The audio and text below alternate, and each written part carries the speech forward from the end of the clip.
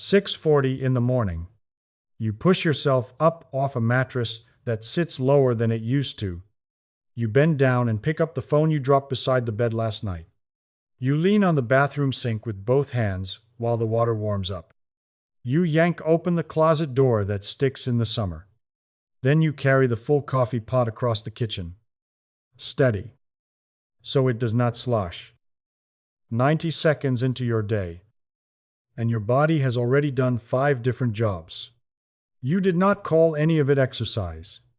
You did not even notice. Now jump ahead to lunch. You have 25 minutes and a room full of equipment. Machines, dumbbells, bands, a bench, cables running everywhere. And here is the rule for tonight. You get 5 exercises. 5. And that is the whole budget. Every single one has to pay rent. If a movement only trains one small corner of you, it does not make the cut. Your body has more than 600 muscles. The good news is you will never need 600 exercises.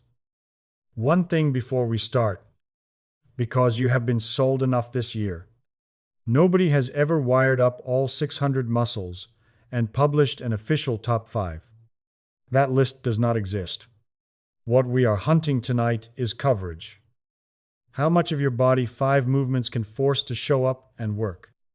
By the end, the words, the most muscles in that title will mean something you can check for yourself. And here is the part you will not see coming. You already did all 5 this morning. You just did not know their names yet. Every gym in America has one. The laminated poster, usually near the water fountain. A human body peeled open like a diagram in a car manual. Biceps here, quadriceps there. Every muscle gets its own color, its own label, its own little territory. That chart taught 2 generations of us how to think about exercise. You look at the poster. You pick a territory. You find a machine with that territory printed on the side. And you work it. Chest day handles the chest. Arm day handles the arms. The body gets treated like a house you renovate one room at a time. The chart is right about the anatomy. Every muscle on it is real and sits exactly where the picture says. The chart is wrong about the story, because your body has never once worked one room at a time. Nothing you did this morning happened in a single territory. When you pushed up off that mattress, the poster would need 6 colors lit up at once just to keep score. Watch how this plays out on the gym floor. A man sits down at the leg extension machine and works the front of his thighs. Then he moves to the leg curl machine for the backs. Then the calf machine. 3 stations. Maybe 12 minutes with the seat adjustments. And on paper his legs are handled. Each territory checked off like errands. Across the room, another man stands up out of a chair with no armrests. 2 seconds. And in those 2 seconds, the fronts of his thighs fired. The backs fired.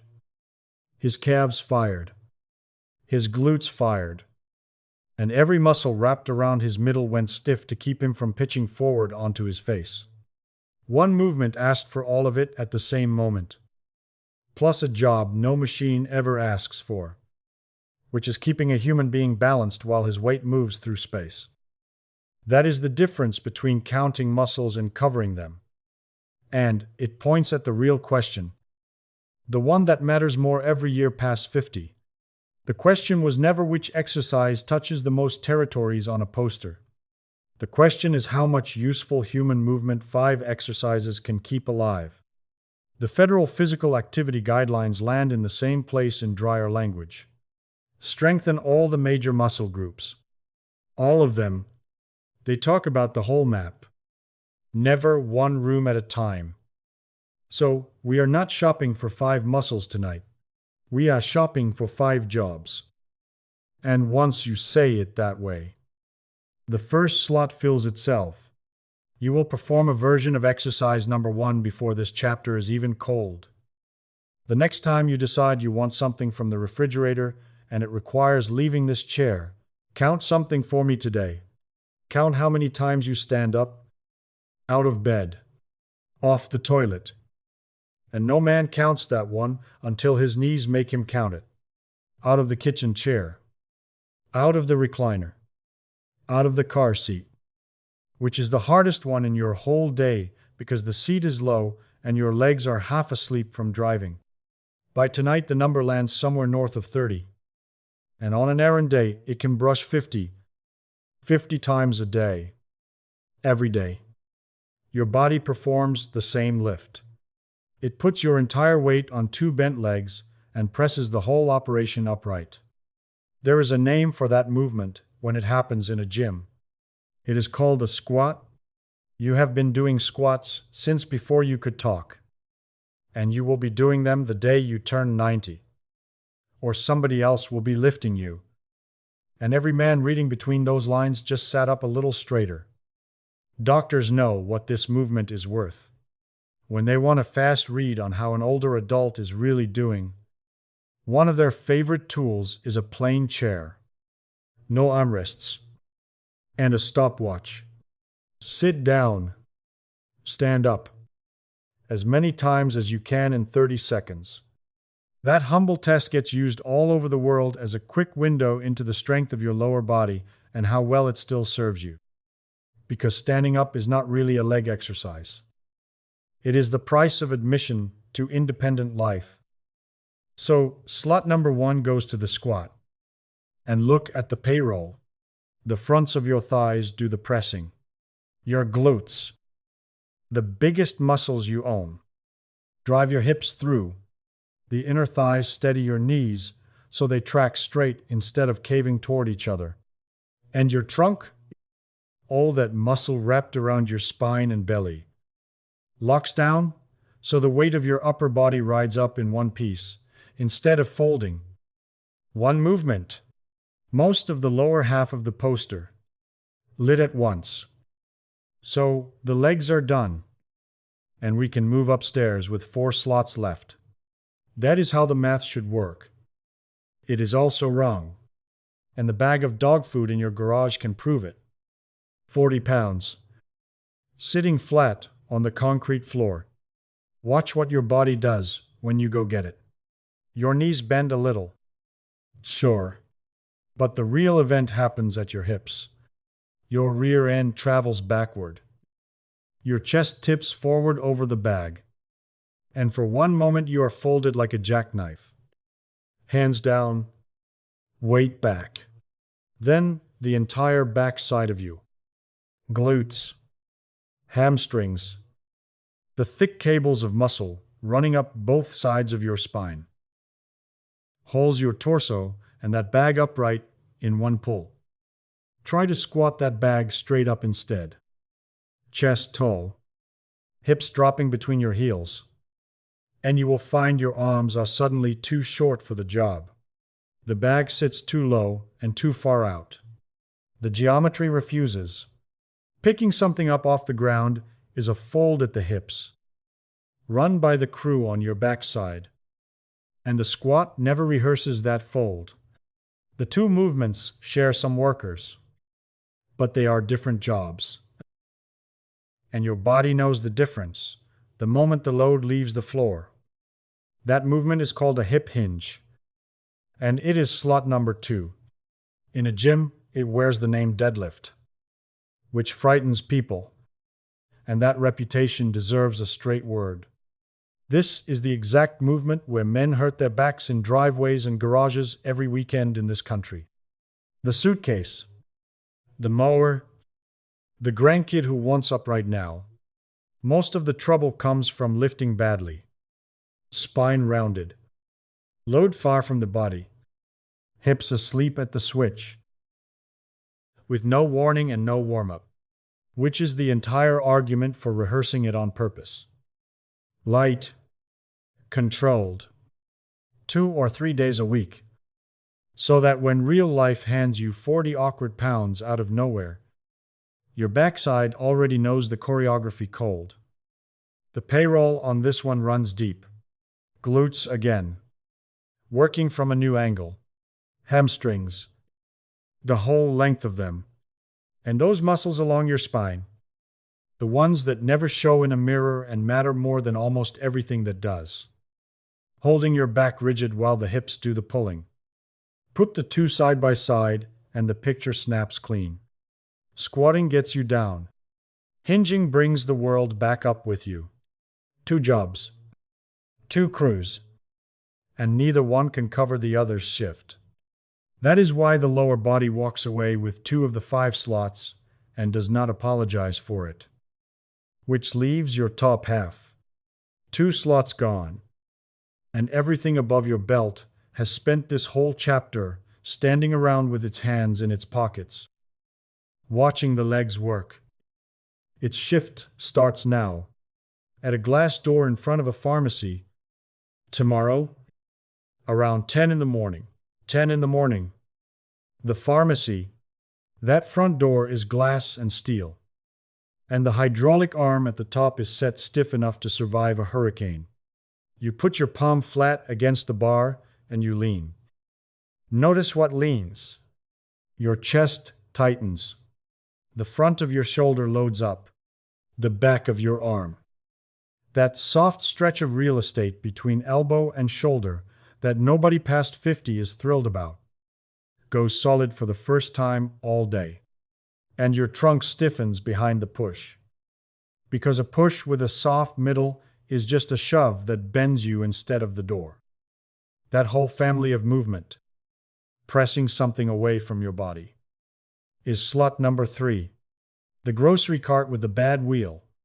The car door on a windy day. The lawnmower you shove off its parking spot in the shed. Your arms only deliver the force. The force gets built in your chest and shoulders and passed down the line. In a gym, this movement wears famous names. Bench press. Push up. And the push-up carries some baggage. Because most men hear the word and see a drill sergeant. Or they see themselves at 19. And both pictures make 60 sound like the wrong address for it. So, here is the version that actually fits. And it might be the best equipment story of the whole night. The push-up has a dial on it. Stand facing a wall. Hands flat. Lean in. Press back out. That is a push-up. Honestly earned. When the wall gets easy, move your hands down to the kitchen counter. More of your weight comes along for the ride. The price goes up. When the counter gets easy, a sturdy bench or the stairs. And when the stairs get easy, the floor is right there waiting. Same as it always was. 1 movement. 4 difficulty settings. And the only membership fee is a wall you already own. There is one more thing riding inside this slot. And it deserves saying plainly. Once, every counter push-up you do is a rehearsal for pressing yourself up. Off a chair that sits too deep. Off the ground after an afternoon in the garden. Off the floor on a day you did not plan to be down there. A man who can push his own weight up from a surface is a man who gets himself back to standing on his own schedule. That is what this movement is for. And it is worth more than how it looks. So the push takes slot 3. And your upper body is officially on the clock. Chest, shoulders, arms, all of it working. Except that is only half true. It is exactly half true. Everything we just trained lives on the front of you. The half you see in the mirror every morning. And here is the quiet problem with modern life. Almost everything it asks of you happens out in front. The steering wheel is in front. The keyboard is in front. The phone. The plate. The workbench. The book. All of it in front. All day. For decades. The muscles that press forward get called constantly. The muscles built to pull everything back. The upper back. The wide muscles under your armpits. The rear of your shoulders. can go weeks without one honest assignment. You have seen where that road leads in every grocery store in America. The shoulders that curl forward. The head that drifts out ahead of the chest. Year by year. A posture that looks like a man folding around his own front side. Getting the backside of you on the clock is slot number 4. Pulling. You know this movement better than you think. It is the starter cord on the mower when the engine floods and makes you earn it. It is the stuck garage door. The suitcase coming up out of the trunk. The tailgate that needs a real yank in February. Grab, brace, and haul something toward you.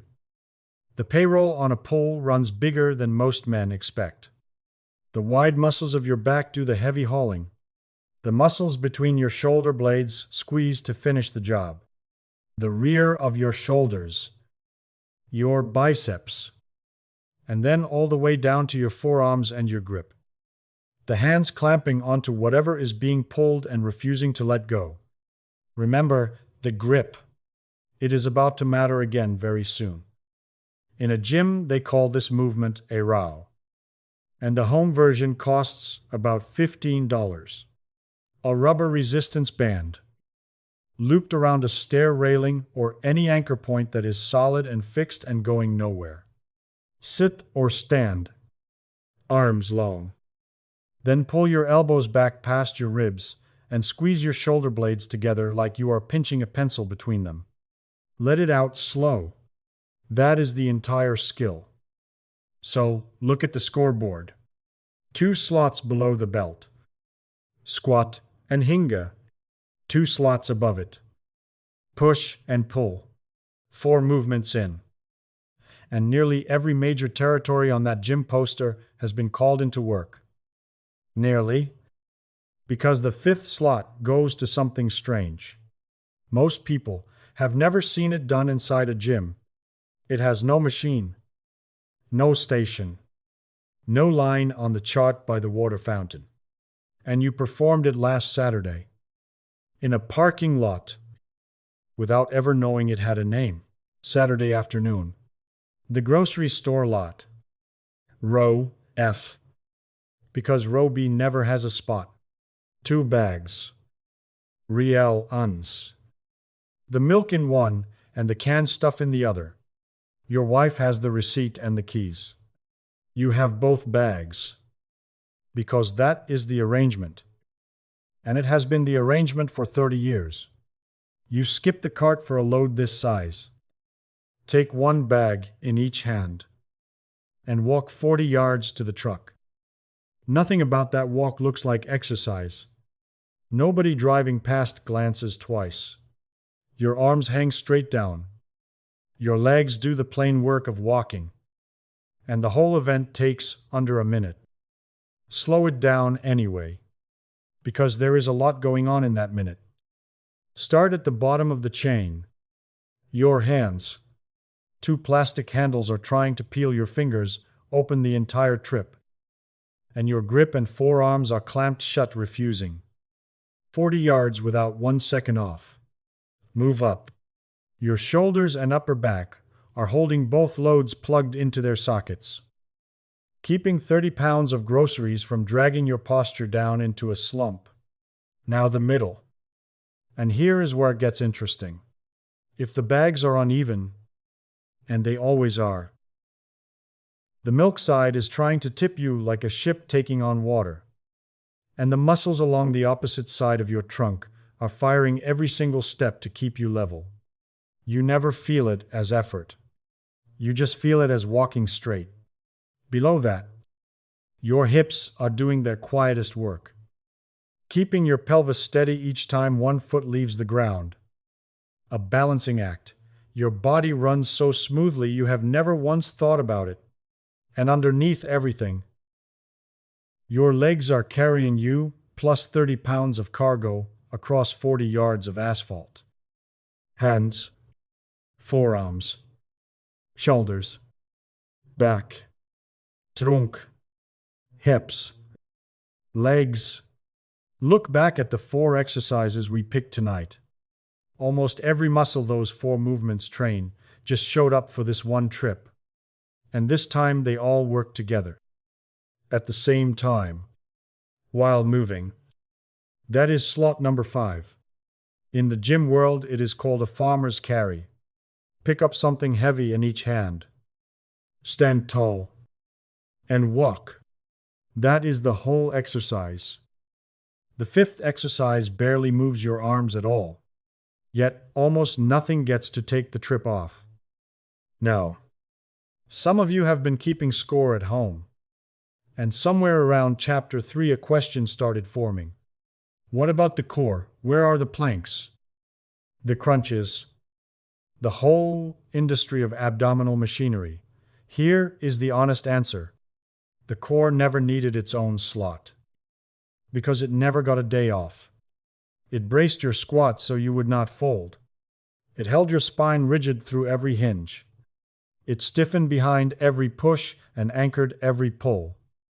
And the carry hands it the one assignment none of the others can. Making your trunk fight a tipping load while you walk.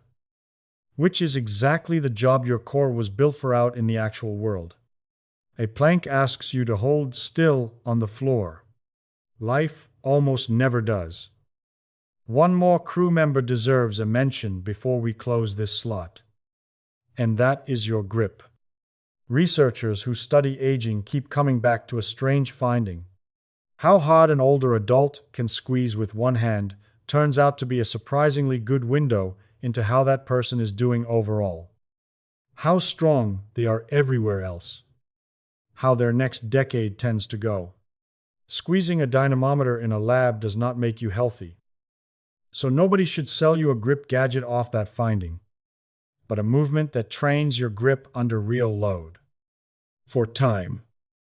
While everything else works too. Is not a bad place for slot 5 to spend its money. And now the fence. Because this is the part of the night where a less careful video would start making claims. The carry is not on this list because a study wired it up and counted more muscles in it than any other exercise. No such study crowned it. The carry is here because it refuses to let the muscles you have already trained work alone. The other 4 build the crew. This one makes the crew cooperate. Under load. In motion. Which is the one thing the first 4 never asked, and the one thing your actual life asks constantly.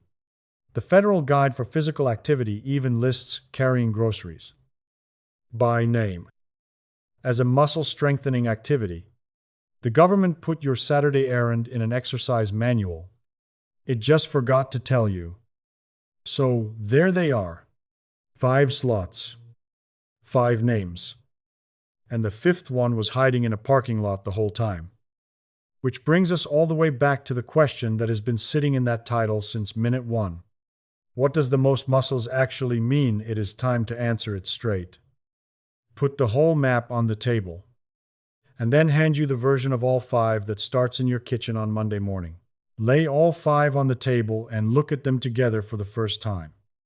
The squat. That stands you up. The hinge. That folds you over and brings the world up with you. The push. That presses life away. The pull. That hauls it back. And the carry.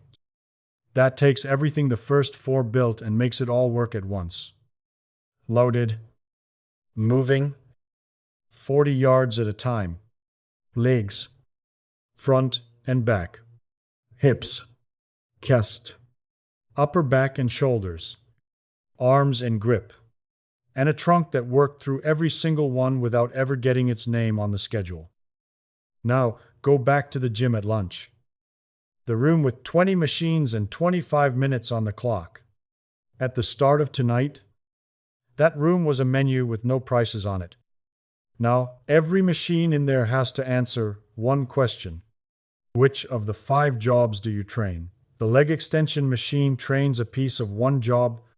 The biceps curl trains a piece of another. Nothing on that floor is evil. And nothing is wasted if you love it. But when the budget is 5 slots and the goal is the whole body, The machines that isolate one territory keep losing the audition to the movements that hire entire crews. That is the audit, and it runs the same every time. So here is the answer the title owed you. The most muscles was never going to mean a laboratory scoreboard, because that scoreboard does not exist. And anybody who tells you it does has something in his cart for you.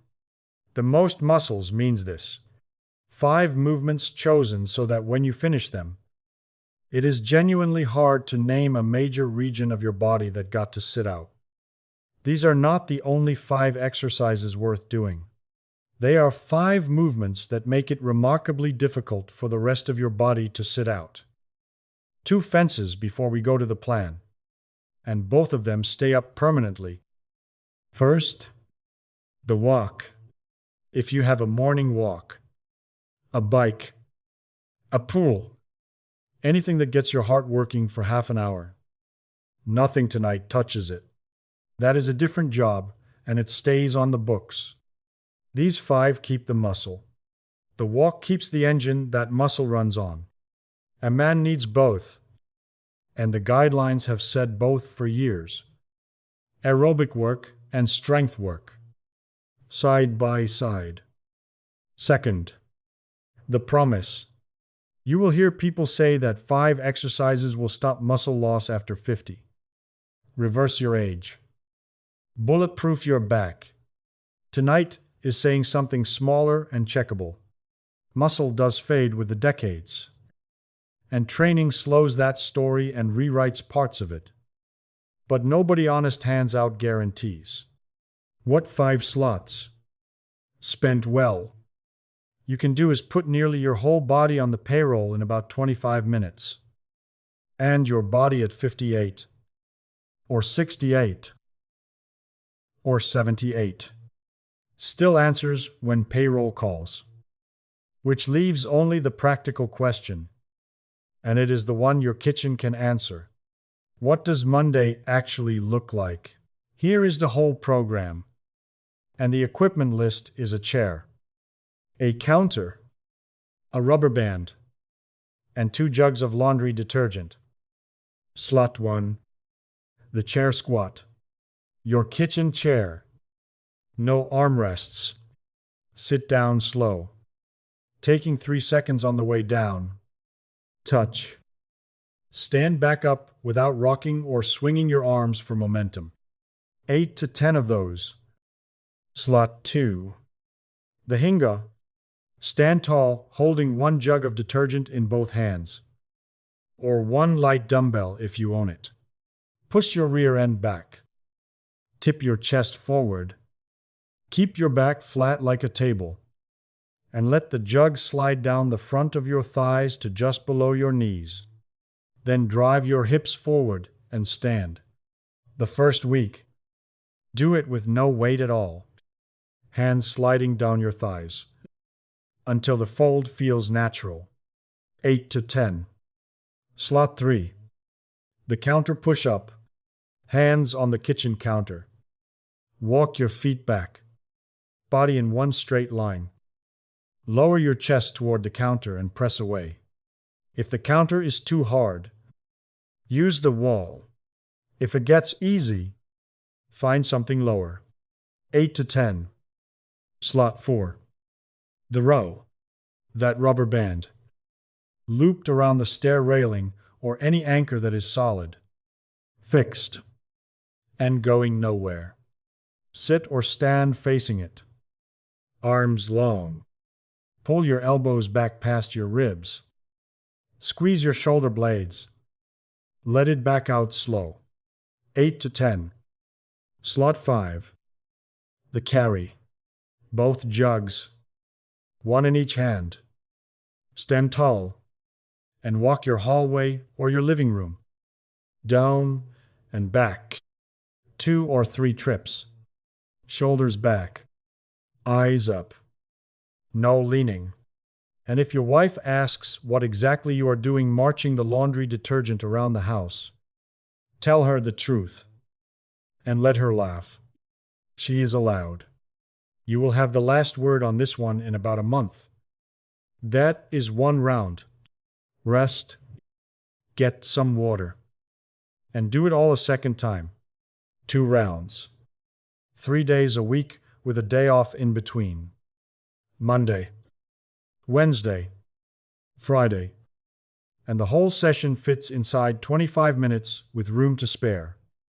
One piece of honesty before you write any of this down. Nobody has run a clinical trial on 2 rounds in a kitchen with detergent jugs. The studies behind tonight used real programs, real supervision, months of progression. This plan is simply the cheapest possible way to find out what your body does with the idea. And the first week is a conversation. Contest comes later, if ever. Start lighter than you think you should. Lighter than that. Avon. The man who feels almost silly on Monday is the man still doing this in March. No. Who needs to adjust before night 1? Because not everybody walks in the same door. If you have a knee replacement or a knee that is on the schedule for 1, the squat stays shallow, down to a tall chair or a firm cushion stacked on the seat. And your surgeon tells you where the line is, because that is their call and nobody else's. If your back has history, the hinge starts with no weight for a full week. And when weight comes, it comes up off a chair seat, never off the floor. Sharp pain in the spine is a stop sign. Every time. If you get lightheaded when you bend over or stand up fast, or your blood pressure pills give you a head rush, move slow between exercises. Keep the counter inside arms, reach the whole session. And put this plan on the list for your next appointment. Mention the pills in the same breath. And the chest. Set exactly once and exactly straight. If this work leaves you more winded than 2 easy rounds of kitchen exercises should, or brings on anything in your chest, stop, sit, and call your doctor this week, before round 2 ever happens. But pressure that will not let go. Real pain. Cold sweat. Serious trouble getting air. That is a different animal entirely. That is 911. Right then. And you can be embarrassed about it later. Last thing. Learn the difference between the 2 kinds of sore. The good kind shows up a day later, sits in the middle of the muscle, and feels like you did something. The bad kind is sharp, lives right at a joint, and shows up while you are still moving. Good soreness is the receipt. Joint pain is the bill, and you stop paying it immediately. That is the whole plan. Now here is tomorrow. 6:40 in the morning. You will push yourself up off that same low mattress. You will bend down for whatever fell beside the bed. You will lean on the sink. Yank open the closet door that sticks. And carry the coffee pot across the kitchen. Steady, so it does not slosh. 90 seconds. 5 movements. And not one of them will have a name while you are doing them. But you will know their names now. Yesterday. That was just a morning. Starting Monday. It is a rehearsal. Your body cast its vote on these 5 a long time ago. It has been casting it every morning of your life. Tonight, all we did was count it.